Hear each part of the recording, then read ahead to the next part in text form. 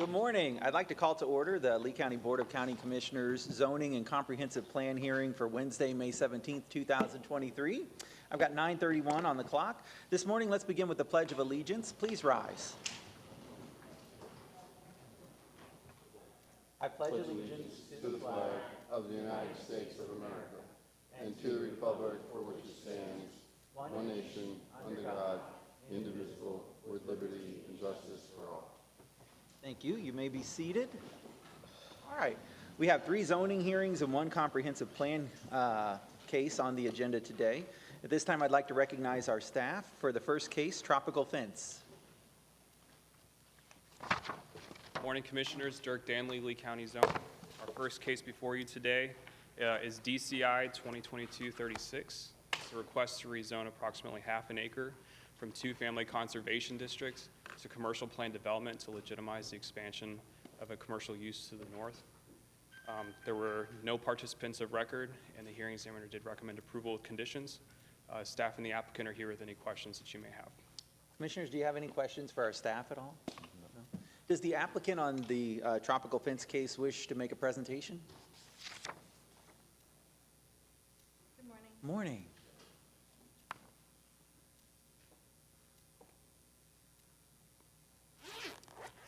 Veronica Martin with TDM Consulting.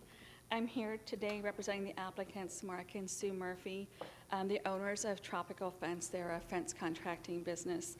We are in agreement with the hearing examiner's recommendation of approval with conditions.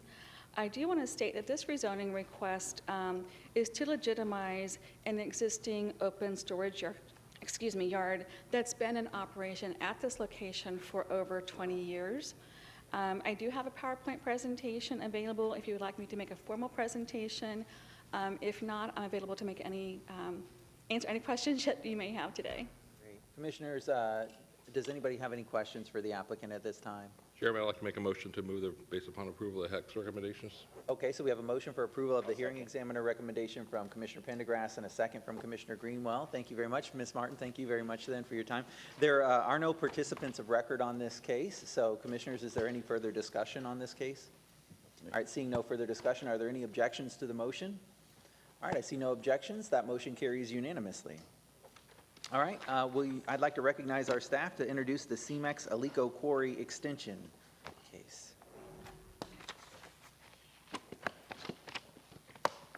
Good morning, Commissioners. Brian Roberts with Lee County Development Services. The request you have before you today is DCI 2021-0009 CEMEX Alico Quarry Extension Phase 3D. The request is to extend an approved construction materials mine into Phase 3D and rezone the entirety of the mine with all previous phases from AG2 to and mine excavation plan development to mine excavation plan development, and also to identify and memorialize existing approvals on the site. Aerial map, the location I'm sure you're familiar with, is east of I-75, north side of Alico Road. This is a master mining site plan. In the northeast, you can see the Phase 3D in the colorized version. It includes lands that were zoned AG2 with a special exception, as well as the MEPD zoning for Phase 3C, which is on the western portion. The blue boundary outlines the entirety of the rezoning request to MEPD, and that is the total of 1,190 acres. Future land uses. The property itself is density reduction, groundwater resource, as well as wetlands. It's surrounded by conservation lands, wetlands, and other DRGR designated properties.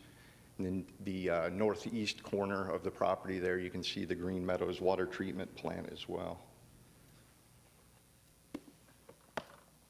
This just shows the surrounding zoning, the airport property to the north, AOPD, the mixed use plan development to the west, AG2 property to the east and to the south, as well as the MPD for the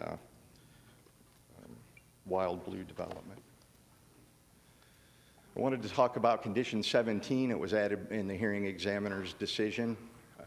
It added a caveat for the 18.5 acres in the southeast corner of the site. It's not included or approved for mining or excavation activity as part of this development. Flip back here to the mining plan. You can see it there in the southeast corner of the site. That is part of the flowway into the Wild Blue development and does not include any excavation activity as part of this proposal. As well, the large wetland in the northeast corner there is what's called Wetland 200. That is also being preserved and is part of that flowway. There was a discrepancy that was noted in the open space calculation. This is condition 9 in the hearing examiner's decision. As you can see on the phase 3D row there's a change of 1/10 of an acre. That was a rounding error and is corrected in green there. There was also an issue with the overall property boundary that was identified later during the sufficiency in the survey. That did not carry over to the open space table, and it reduced the overall total acreage to 1,190 acres from the 1,193 acres. It's consistent in the hearing examiner's decision as well as the survey and the mine development order plans. It just didn't carry over into the open space calculation and the landscape plans. There was also a tabulation error in the open space column. That added with the 3 acres made a change there. Ultimately, the takeaway is that we're increasing the total open space of the project about 7.5 acres or so, from 318.27 to 325.97 acres. Staff asks that any motion the board make include this change to condition 9 and adopt the corrected open space table as well as the requisite changes to the plans. And that will conclude staff's presentation. Very good. Available for any questions. Commissioners, what questions do you have for our staff? What was the second part of condition 9? And after condition 9, there was another? Changes to the plans because this open space table is reflected in the landscape plans as well as some of the mining exhibits that are part of the packet. Thank you. Thanks, Commissioner Pendergrass, for that. Any further questions, commissioners? Okay, I see none. So at this time, I'll go ahead and call the applicant up to make their presentation. And we do have 7 participants of record. Oh, I'm sorry, 7 participants of record. That's fine. Yep. And so we'll have the applicant, then we'll take the 7 participants of records, and then the applicant, per our code, gets an opportunity to address any of the concerns that were raised during the public comment, and then the commissioners will consider the item. All right, you are recognized to proceed. Thank you, sir. Neil Montgomery for the record, representing the applicant. We do have a PowerPoint. I'm not going to have them pulled up just yet. And we are mindful of those 7 participants of the record. Brian did a wonderful job in queuing up the situation. We agree with the staff and with the hearing examiner and with the new condition that he highlighted for you. There were 3 witnesses who talked about that particular area and wanted to make sure it was protected, so that condition addresses comments that 3 of the 7 people raised. There was some discussion about traffic, and if you look at the hearing examiner's reports, she notes that the evidence demonstrated that the plant and all the facilities aren't changing. In other words, the amount of material that can be processed isn't changing based on this application. It's just where the material comes from. So the number of trucks doesn't change, and so the turn lane, the very long one that's already there, accommodates the truck. So the traffic was previously addressed and continues to be addressed. There was some folks who were concerned, as you might guess, about vibration. The site has seismographs, one up in the upper northwest corner, south of the airport, one in the upper northeast corner next to the water plant, and one in the south near Alico Road. That information has been provided to the county for over 15 years. Jeff Straw is here, who's our acoustics and vibration witness who can wax eloquent on that topic. And just so you know, I thought about carrying it over, but it don't work out as much as some of the commissioners. It's 600 pages. So there is extensive information and analysis that's been provided by all of the experts you see sitting behind you, and they can provide you a lot of in-depth information, but we weren't sure that you wanted to hear that. There was a farmer who spoke, and he's concerned about drainage. He said that he didn't used to have water, and now he does, but the hearing examiner's report and the testimony indicates that the mine doesn't discharge water. So whatever, he may be experiencing problems, and I don't doubt that, but it's not coming from this particular site because there's no discharge from the lakes. So I think that I've touched on some of the major things. We also have wetland and wildlife ecologists. There was extensive analysis of that issue. So if you have any questions, we can call up the experts and they can address that, or if you'd like to wait until after the public speaks, we can answer any questions you might have then. Very good. Any questions for the applicant, commissioners? Okay, I see no questions. Thank you. Thank you very much. All right, at this time, I'll call the applicants. We have John Butcholtz, followed by Karen DeRosiers.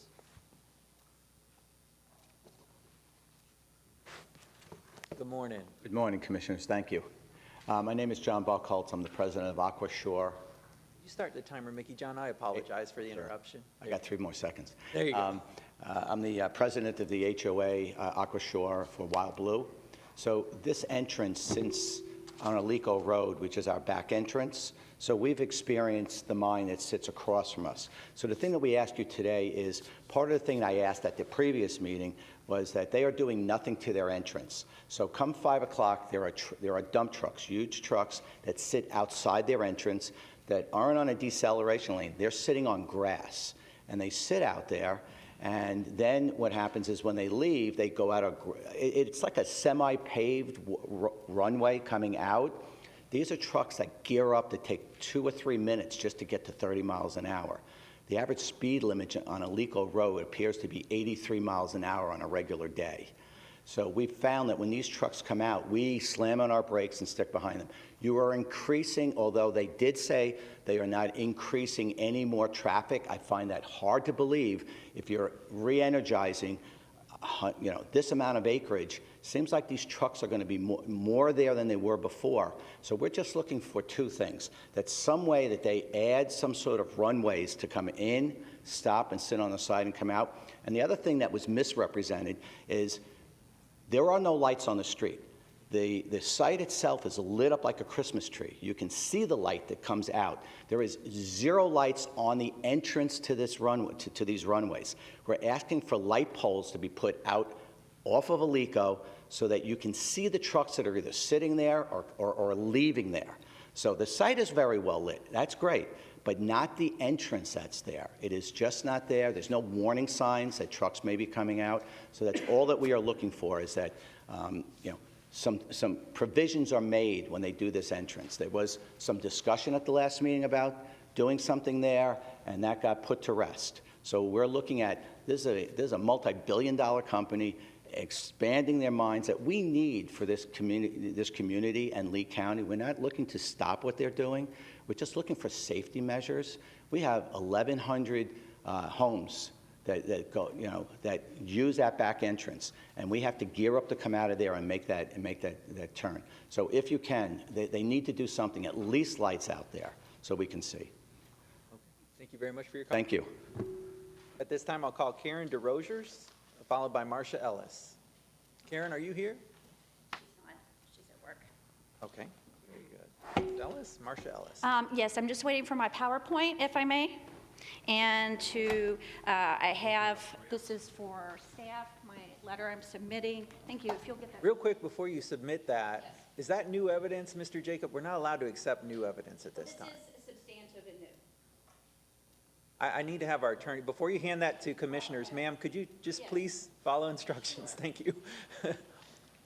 I need to have our attorney read it and make sure it's something we can accept. We can't just accept new evidence into the record. No problem, sir. Yeah.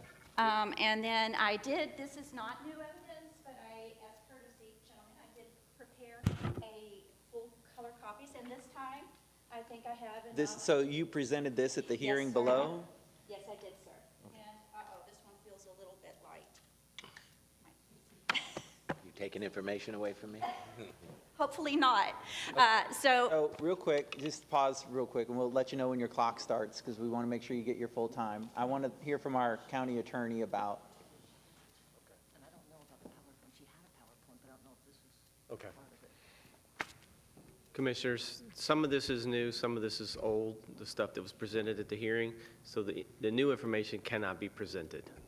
okay. So to the extent any of this includes new information, we cannot allow this into the record. So is your recommendation as our council to not accept that handout?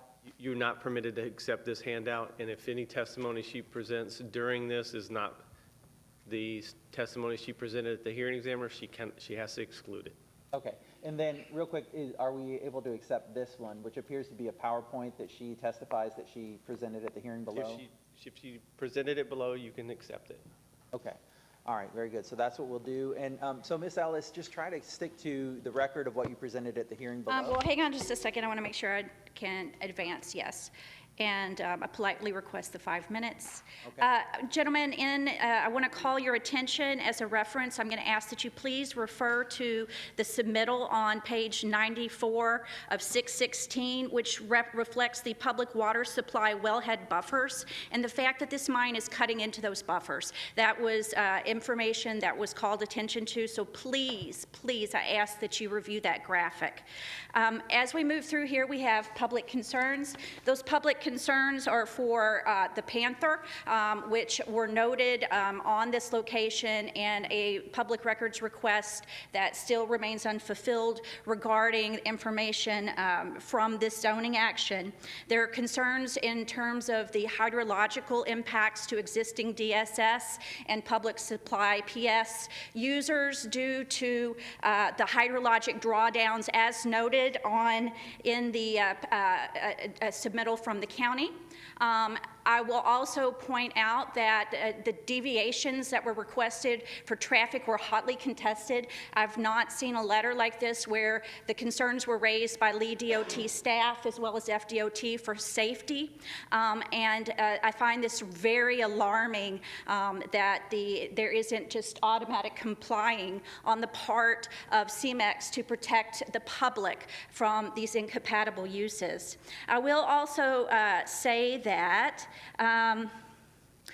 the unwillingness to update operational practices with best practices, resilience guidance to protect the public interest is of concern to me. Also want to call out that throughout the recommendation of the hearing examiner, there are references to enhancements that are being made when in fact we have total annihilation of most of these wetlands. These wetlands were conditioned to not be excavated in the original 1990 submittal, and now they will be wiped off of the planet. There are also enhancements, misrepresentation, and exaggerations of the benefits of exotic removal. The memorialization of the 18.5 acres, which I'm advocating for, could be wrapped into this unification. Instead, that parcel's fate is still not yet fully determined. There is a misstating that water will be held on site when in fact there is an outflow structure located in the southwest corner that is permitted by South Florida Water Management District. I also want to point out Goal 10, natural resource extraction, to protect areas containing commercially valuable natural resources from incompatible urban development while ensuring natural resource extractions occur in this area. There are being approvals for large-scale residential developments and commercial, and those are creating incompatibilities and conflicts that put the public interest and the public safety at risk. Cumulatively, this is building, especially when we have an outrageous number of conditions, 17, and deviations. 15 of 16 were approved by the hearing examiner's recommendation. I'm going to say that cumulatively, when we have this number of deviations from our guidance, from LDC, from the Lee plan, from county regulations, that what we end up with is a public safety crisis and the public interest not being represented. The same number of deviations, conditions, variances are not afforded the small business owner or the residences who live out here on their one density unit per 10-acre lots. And I find this incompatibility and the cumulative effects over time to be very concerning. Lastly, I do have an outstanding request with FWC rather, that has not yet been fulfilled in seeking to give science-informed public input in community development stemming from this action. And with that, I am going to advance to this particular slide, gentlemen, which highlights that 18.5 acres that should be memorialized through good practice. All of the things that that CMEX knows that they should be doing could be done voluntarily to be good neighbors to us who live out there and the people who are commuting on Alico Road. There's public trust that these wetlands and these natural resources that were set aside to permit excavation, that these would be protected, and they're not being. And the likelihood of further conservation easements, buffers, and this particular 18.5 acre being used as ways to say that there are enhancements for going deeper, for digging this mine deeper in the future, or expanding mining along those buffers or those easements is of real concern to me. And I thank you again for your time, and please review the document and refer to page 94 of 616 in the submittal for the wellhead buffers. Ellis, thank you for your You're time. welcome. All right, at this time, I'd like to call Britt Gladwell, followed by Jeff Haas. Britt, are you here? Okay, Britt is not here. How about Jeff Haas? Jeff Haas, not here. How about Carol McNamara? Carol McNamara? And how about Thomas McNamara? Okay, that concludes the list of participants of record that was prepared as part of the record. At this time, I'd like to offer the applicant a chance to address any of the concerns that were raised during the public comment portion.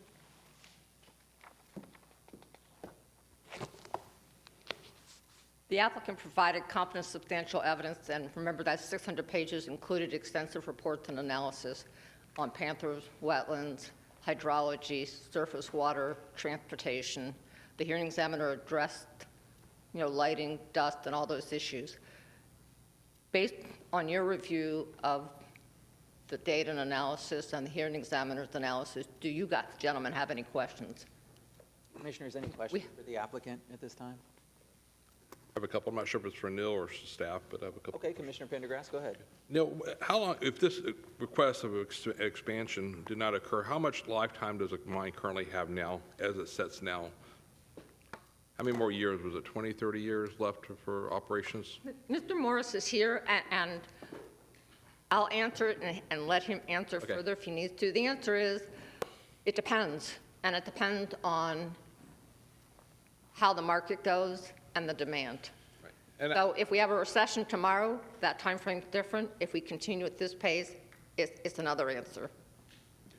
She summed it up, but it's actually a few years without this, and then we would be out of material. But again, that's based on market conditions. Based on the current market conditions, a couple years.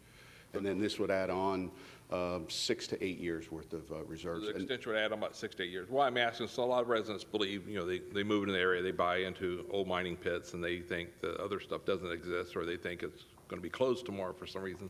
But until people stop putting sidewalks in, seawalls, and pickleball courts, it's going to continue. I understand it's a supply and demand. I was just curious for that. The lake on that Wild Blues beautiful lake is actually Rinker's South Lake. It was our mining lake before we moved over to the north side. And currently, what's your operational time now for your plan as far as your transportation plan? What time do you close the yard, and what time's the last truck out? The hours of operation are in the Yes, conditions. and they're in the conditions. I'm sorry, they are. Ms. Montgomery, you stepped to Which the is- microphone. Yep. What's the closing time now? I got to flip to the conditions, sorry. I know it's in the record. I just wanted to say it out loud so everybody can hear. The hours of operation are condition 3. The office is allowed to be open 24 hours.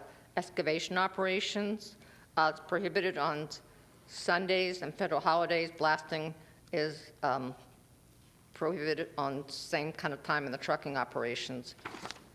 And I know there's hours, I just Is it can't. 5 p.m. or is it 6 p.m.? Open up at 4:30.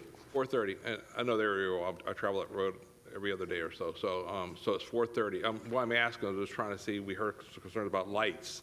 I'm not sure why lights are needed after 6 o'clock or 8 o'clock at night if there's no trucks. That's There what would I'm be trying no to- trucks there. Right, so, Early in the morning, I'm not sure, I would have to double-check the plans for the road widening for Alico. That's going to be happening in front of our entrance, and I'm not sure if there's lighting included in that. okay. Thank you. And that, my next question to the staff, I'm not sure, Mickey, who would be the one to answer that. The question about the lighting at the entrance there, is that something that would be dealt with in this part of the expansion of the zoning issue, or would that be part of the development stages, or would it be pretty much a part of the LEDOT The road county has expansion? photometric standards that have to be met at the time of DO. Right. So it's not conditions of the zoning then? Brian Roberts will provide you. Good morning, Brian Roberts again. There is a condition, I believe it's number 16, that talks about improvements to the roadway that's associated with Alico roadway at the mine entrance. It requires a developer to enter into an agreement with the county. In that agreement, an additional right-end turn lane will be constructed Right. at the entrance as part of the Alico widening. It'll be paid for through an agreement between the applicant, developer, and the county. As far as like a street light? I'm not aware of any street lighting. Thank you. So can I clarify just on your answer to Commissioner Pendergrass's question? So, because I was very sympathetic to the testimony about the acceleration, deceleration lane. So that is included as one of the conditions then? It is, so that agreement is included as condition number 16 in the hearing examiner's recommendation. Okay, thanks for the clarification. Yep. Commissioners, any further questions, or would somebody wish to make a motion at this time? I'll make a motion to approve. Okay, so the motion is for approval of the hearing examiner's recommendation with the revision as stated by our staff during their introduction? Okay, that is the motion. We have a second from Commissioner Sandelli. The motion was from Commissioner Greenwell. Let me ask our staff before we call the question. Does that motion, and Mr. County Attorney, does that motion include then the instructions that they were looking for? Condition 9. Very good. All right, so any further discussion on the motion on the floor, Commissioners? All right, I see no further discussion. Are there any objections? No objections, that motion carries unanimously. Thank you very much. All right, let's proceed to the Bayshore 65 MPD. I'd like to ask our staff to introduce the case.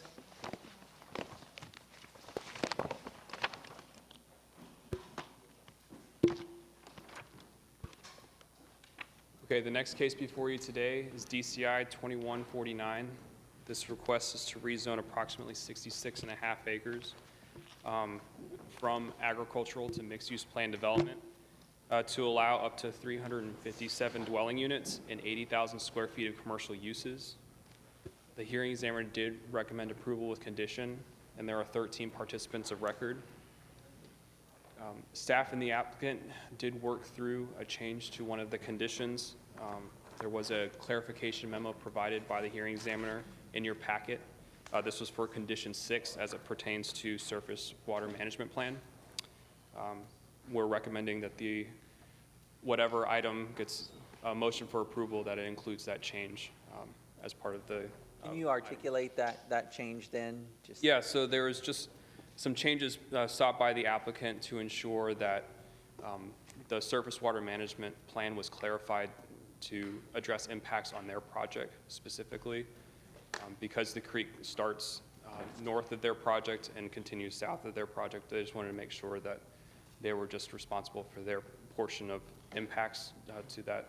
And that would be all included in a memo dated May 15th then? Yes. Okay, so as we make our motion, the motion is to approve the hearing examiner's recommendation, it should be inclusive of the May 15th memo? Yes, sir. That's, okay, very good. Thank you, Mr. County Attorney. All right, Commissioners, any questions for our staff at this time? No? Okay, thank you very much for the introduction. At this time, I'd like to call on the applicant to make a presentation.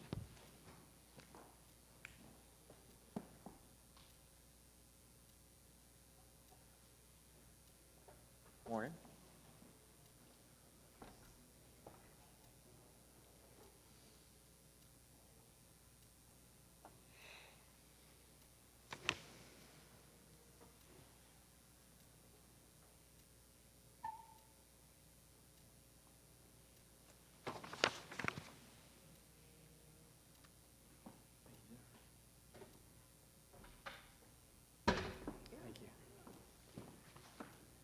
Good morning, Mr. Chairman, members of the board. My name is Ron Inge. I'm here representing Bayshore 65 on this particular project that Dirk mentioned, which is a request to rezone acreage from AG2 to mixed-use plan development for residential and commercial uses.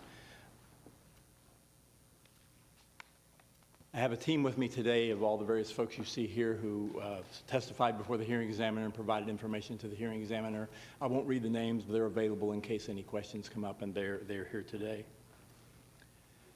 We held a meeting with the North Fort Myers Design Review Panel, and traffic along Sandville Road was an issue that was discussed quite a bit, as well as Chapel Creek, and I'll talk about that in a moment. In addition, at the hearing examiner level, residents were concerned about through traffic coming around Sandville Road as well.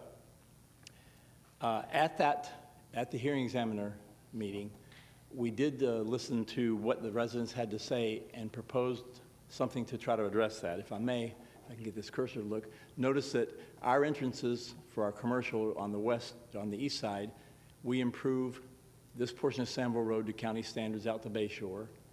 And on the west side, we do the same from this entrance out to Bayshore. Those improvements were reviewed by Lee County DOT, Lee County staff, and the hearing examiner, and were found acceptable. At the hearing examiner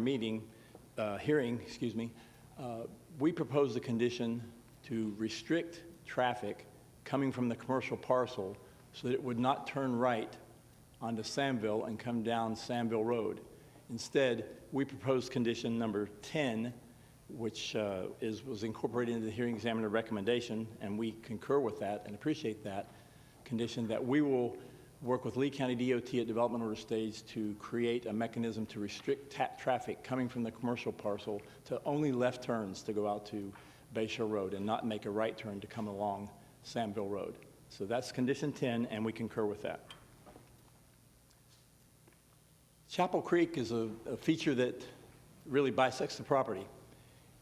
This graphic you see on the right-hand side shows the creek from our north property boundary, which is on Bayshore Road, to our south property boundary, which is on Sandville Road. We don't cross the creek with our proposed development. We have no features, no bridges, no culverting. We don't cross the creek at all. We have the commercial parcel on our east side and the residential parcel on our west side. We provide, as you can see in this slide, significant setbacks from the creek. The creek's indicated by blue, and the green areas and this white area are preserve areas or setbacks from the creek designed to promote the integrity of the creek. Our water management system design, and we have an ERP already issued for this project, directs flows away from the creek and into our water management system. So we don't directly discharge from the development right into the creek. We have to go through our treatment system. The area that you see in white is an easement that, let me go to the next slide, that'll make it a little easier. The green areas are all the preserves around the creek. The area in white is an easement to FDOT that was granted long ago to maintain this area for drainage of Bayshore Road. And as you probably can imagine, drainage from properties north of us come under Bayshore Road and through Chapel Creek and through us.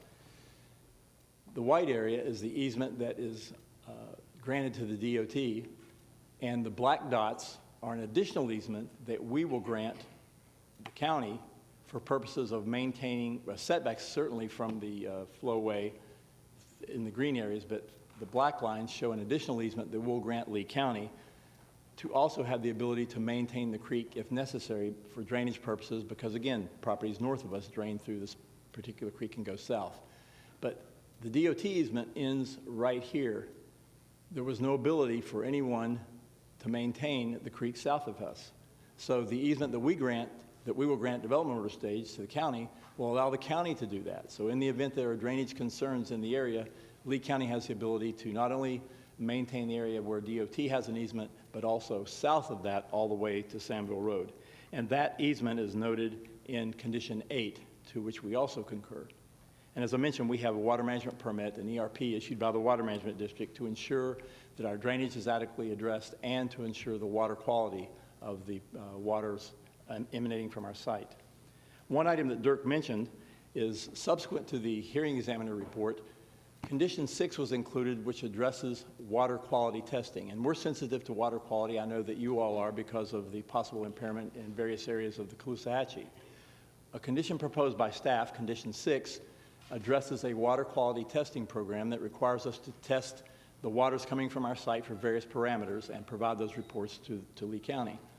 We wanted to make sure that that was very clear that, hey, we're fine with testing what happens on our site, but let's make sure we test what comes on our property from up north and what comes from our site and compare those to make sure that whatever happens that might be our fault, we have to address.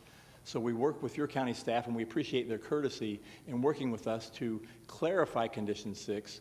That clarification language was provided to the hearing examiner, and we appreciate the hearing examiner issuing a subsequent memo dated May 15th that the chairman mentioned a moment ago that expands Condition 6 but further clarifies how that testing program will work. And we're satisfied with that condition as well. So in conclusion, we request approval of the hearing examiner's recommendation as modified by the May 15th clarification memo for Condition 6 and all other parameters of the hearing examiner's recommendation and conditions we concur with. Our team is here if you'd like to hear from any of them, if you have any questions on any aspects of this, including water quality that Mr. Baracco can testify to. Otherwise, we'll just stand by to answer any questions you may have or that the public may raise. But I would appreciate the opportunity to speak at the end if there are concerns that are raised by either you guys or the public that you might need me to address. So thank you very much. Commissioners, do you have any questions for the applicant at this time? No? Great presentation. Okay, thank you, Mr. Inge. At this time, I'll call the participants of record. There are 13 of them. I'd like to call Raymond Briggs, followed by David Dulong. Raymond Briggs, are you here? No? How about David Dulong? Are you here? Terry Ferguson, are you here? Dave Dunk? Dave, okay, Dave, good morning. Please feel free to come to the podium and share your testimony.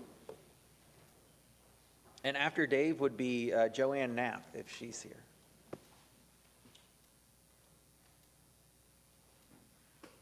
I'm Dave Funk. I live on Samville Road for the past 42 years. So I've seen the county grow, and I don't oppose them growing. I just make sure that they retain the proper or the water on the property. Water is a main issue, and of course Pioneer Village took the blunt of it, and hopefully that we never get another storm like that. And they have looked at our traffic as for, because Pioneer Village, the only way for them to go west is to come out on Sam, because they can't make a left off of their end of the road. And that's increased ours, and that's been since Bay Shore's been widened. So, and I know nothing's been brought back up about the sidewalk or something, even on our section of road, if there could be a sidewalk. But I know that's, because if they widen our section of the road, the police were out last week. I don't know what they gave tickets out. They finally did come out. I had one guy admit that he was doing 60 mile an hour when he went by my house. And one time he got it to 80. So if we widen the road, we're liable to have more speeders. I can guarantee you this morning the people that went by my house were running at least 50. And if they come the other way, I'm a half mile from the road, and I know how fast my car will go in a half mile. So, but yeah, we don't object to development. Water is one of the issues that they're trying to contain. So I guess I don't have anything else to say. Mr. Dunk, thank you so much for Okay, this morning. thank you. Appreciate that. Okay, at this time, I'll call Joanne Knapp. Joanne, are you here? Okay, I don't see Joanne. How about Jeffrey Thompson? Jeffrey Thompson, are you here? Don't see Jeffrey. How about John Metzger? John Metzger, not here. How about Larry Pate? Larry Pate? Okay. How about Tammy Pate? Tammy Pate? How about Barbara Perry? Oh, Barbara, good morning.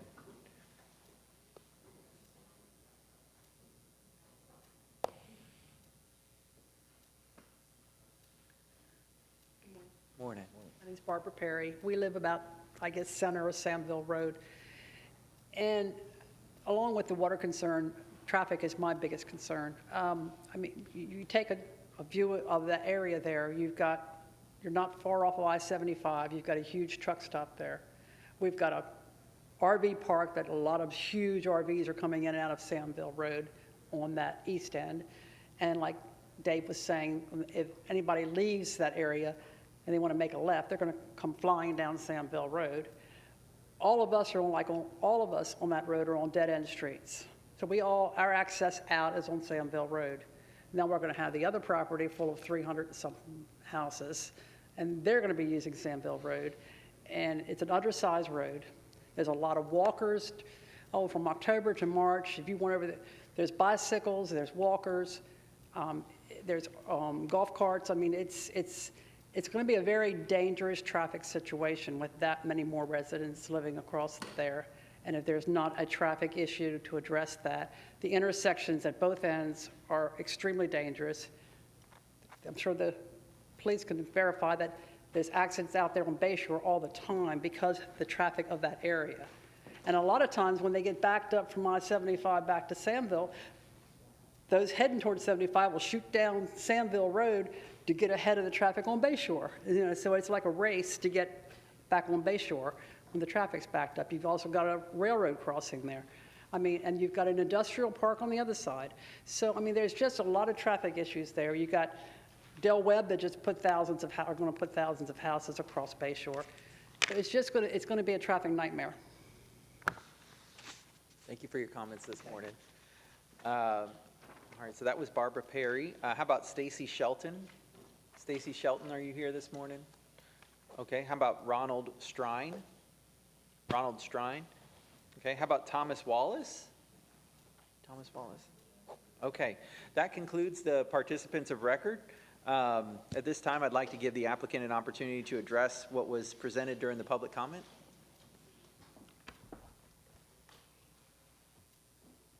Thank you, Mr. Chairman. The comments about traffic, we clearly understand. And again, we have as you'll see on this graphic where the black areas are, we've moved our entrances as close to Bayshore as we can and still accommodate the water management features and some of the preserve areas that you see all along Bayshore on the west side, all this area right in here. So here's our entrance.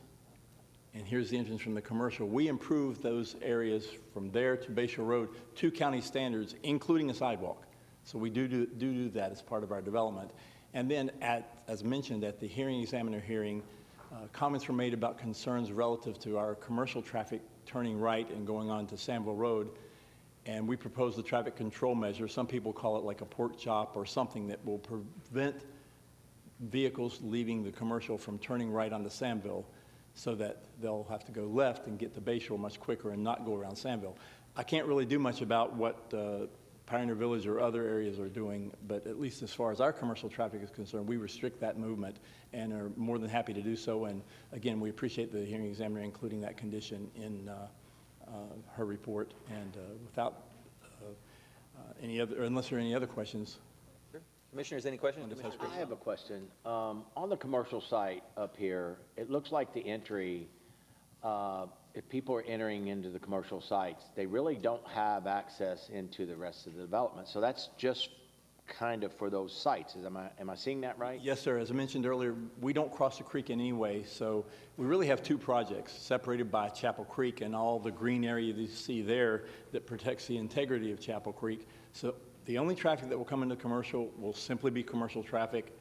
None of the residential traffic at all will go in there unless they're shopping for something because they can't get to their homes through the commercial parcel. And the arrow in the R1, is that an additional entry? Our main entrance, yes, sir, good question. Our main entrance will be at the median cut on Bayshore Road, which ties into the Del Webb community straight across the street. So that's already a major intersection. It's already there, it already exists, and we'll tie right into that. So from a traffic standpoint, it made sense to do. But thank you for asking that. I should have pointed that out earlier. Any other questions real quick? I had a question. I'd like to clarify on that. With the median, obviously, that's going to be a lot of cars going back and forth trying to cross Bayshore left and right. Is there any condition here for a traffic light at some point? I could perhaps answer that while staff's looking at that. Sure. That's a state road, so you have to meet state requirements to put in a traffic light, and they analyze that from time to time. They're underway a study of Bayshore Road, as you know. They'll analyze that based on the traffic flows that they see and various other criteria, and may propose that as part of their widening at some point in time. But At this point, that's something that the state would control because of its state road designation. Okay, so we don't have the authority then to try and put that in here? I guess, my personal experience is, I live in Entrada in North Cape Coral, and directly across the street is Bella Vita. And so we have two, gated communities or planned communities, and we're both exiting at the same time. And I'll notice you'll get 6 or 7 cars in the median trying to take refuge, trying to turn onto Del Prado. So I feel like this is a very similar setup. And of course, the two communities are actually fighting right now to put in the traffic light and dealing with problems. And so my thought was, just from a planning perspective, maybe we could kind of see the future and head that problem off before it gets started. Well, again, DOT will analyze that, and to whatever degree they'd like us to participate, I'm sure they'll let us know as we go through the permitting with them.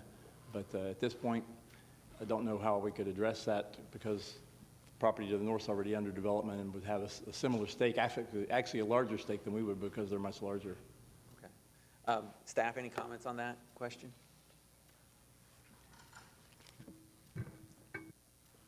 Commissioner, FDOT is the jurisdiction that would control that access right there. So as Mr. Inge had explained, they'll work with DOT when they get to the point of pulling permits. Okay, all right, thanks. Commissioners, I know the applicant just sat down, but do we have any further questions for him real quick? Commissioner Pendergrass? Back to that FDOT requirement. So once that needs is met in the future, would that be FDOT's requirement for payment to install that light, or would it be part of the community? It's something we could add to this where the developer would have to contribute to that cost for that? Commissioner, Bayshore Road, this segment of Bayshore Road is a state-maintained road, so any signal that would be installed would need to be approved by the state. So that would be part of any design of improvements for this particular segment of Bayshore Road. So it's not something that the county has jurisdiction over. But when that time occurs, when the clock ticks and there's enough trips numbered to warrant that, would that be, the FDOT would have to pay for that, or would they want to go back to the original development to make them payment? That's what we're running into now. You're seeing that now throughout the community, where, like the chairman said, now there's a need for it, and then who's going to pay for it after that? Sure. I'm not sure. I don't have the expertise to answer that question. We could certainly get an answer after the. Again, that's not part of the zoning issue. That'd be done at development stages. I get that, but I'm just trying to clarify that for the residents now. Okay, thank you. Chairman. Okay, yeah, Commissioner Greenwell and then Commissioner Sandelli real quick. Also, I did attend the Bayshore FDOT meeting last night, and they are in the process right now of doing the study on Bayshore of the widening at 31 down to the 4-lane. So there are eyes on it at this point.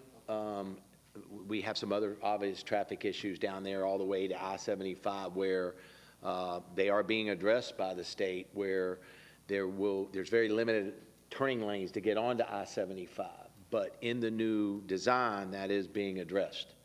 So they do have their eyes on Bayshore right now, which is an advantage to the folks on Bayshore, that because we do have issues out there, people coming off I-75, the big trucks and things, and fortunately DOT is at least on it, but we all know that takes time. It's sometimes too long, but there are eyes on those intersections that should be resolved when Bayshore is widened.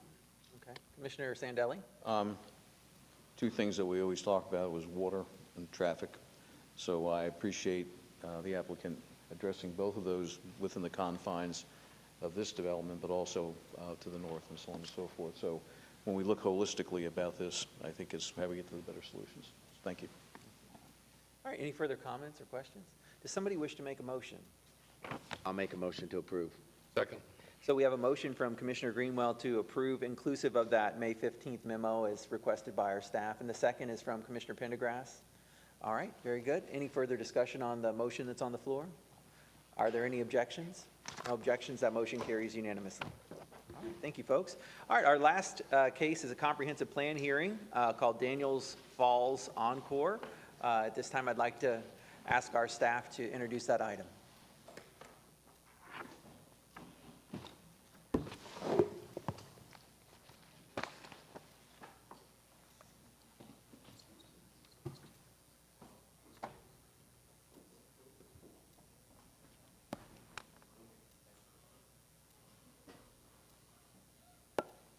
All right. Well, good morning, everybody. I appreciate your time today. For the record, Joe Saraceno with the Planning Section, discussing CPA 2022-00003, Daniels Falls, a privately initiated small-scale amendment. This amendment will change roughly 29 acres from outlying suburban, and wetlands to central urban.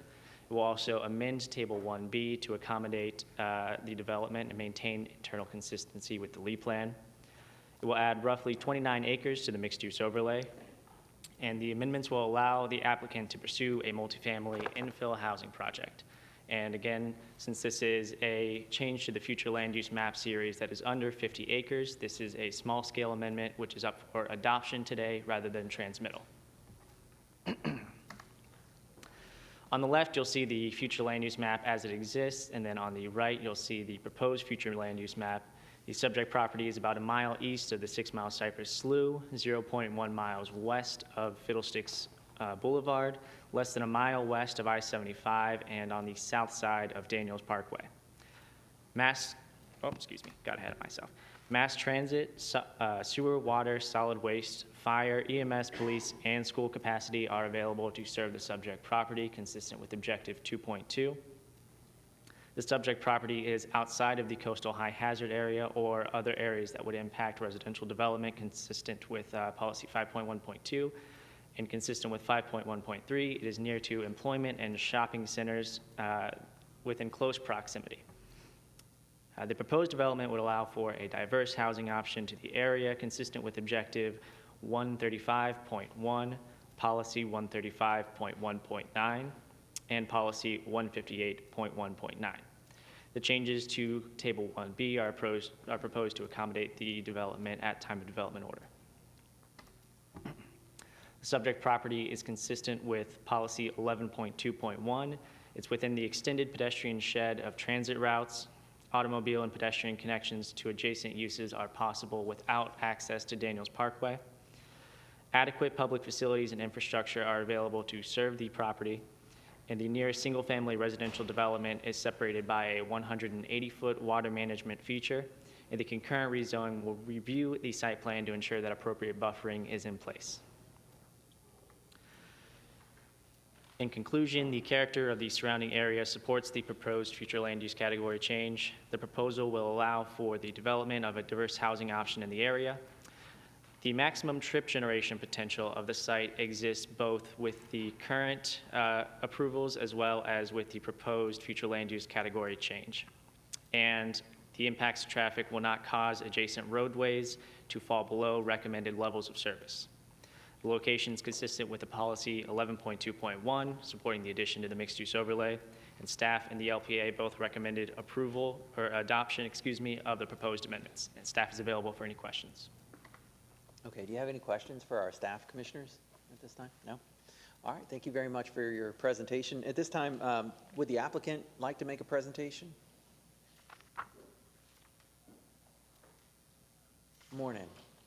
Hi, good morning. I'm Ben Smith with Morris Depew Associates. We do have a presentation prepared. We're happy to provide it if you would like us to. Is that your... Commissioners, it's at your will. We were presented with the record. All of us, I assume, did our homework, but would you like to see a presentation?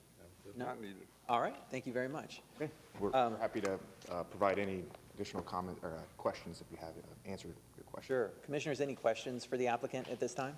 I have a question. Can I Oh, go back okay, to- Mr. Smith, yep. Not just for him, but it's also for staff. This is going back to the last case too. This is across the street from Appaloosa. I know at our future expansion of Daniels Parkway from 8 laning from Daniels and Appaloosa to the tree line, there's a light being installed there now at Appaloosa. Is this something that they would be contributing to help pay for? Or did anybody up here, Lee Doc, to respond to that? Commissioner, that would be the plan. There is a concurrent zoning case that has been filed to further the development potential of this property. We will evaluate that at the time of zoning, and as you mentioned before, Commissioner, it is something that is coming up with some frequency, and so we're prepared to address that through an agreement of some sort to pay a proportionate fair share at that time. Because I know it's already in the works now as far as the light there at Appaloosa on Daniels, and this is also could contribute from the south side, so it seems they would be part of that process also through the zoning process, the development stages. Thank you. Thanks, Commissioner. Any other questions, Commissioners?